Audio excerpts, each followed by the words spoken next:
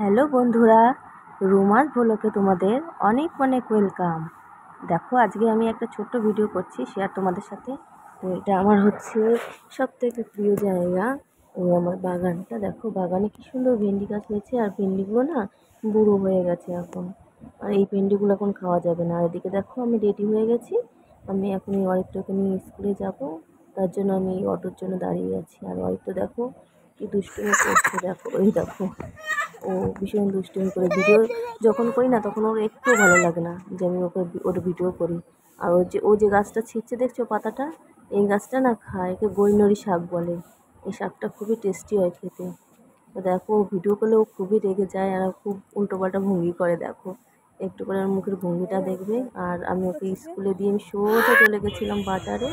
তো বাজারে গিয়ে আমি বান্ধবীর একটা বাড়িতে প্রোগ্রাম ছিল, তার জন্য আমি বান্ধবীর জন্য একটু গিফট কিনতে গেছিলাম। আর দেখো এদিকে আমি মাছ নিয়ে আসছি এই বাজার থেকে, যে ভোলা মাছ নিয়ে আসছি, আর লাল ভোলা।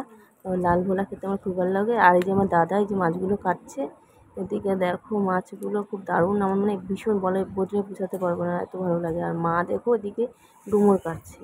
হ্যাঁ, তো তোমরা ডুমুর কে কে খেয়েছো? দেখো দেখো এগুলো ডুমুর, এগুলো জঙ্গলে হয় এই গাছগুলো।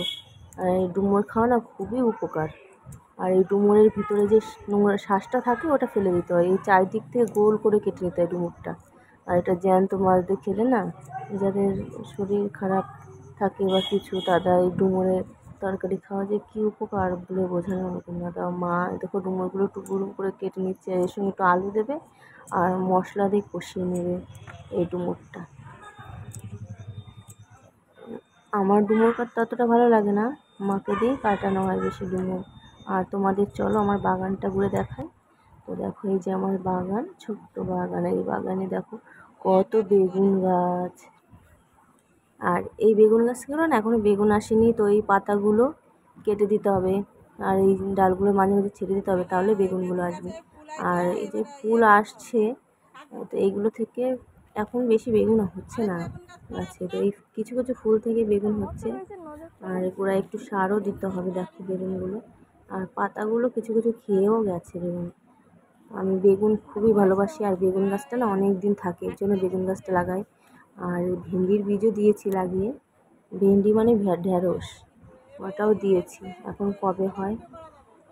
বেগুন গাছটা দেখেছো কত সুন্দর লাগিয়েছি চারিদিকে, দেখো।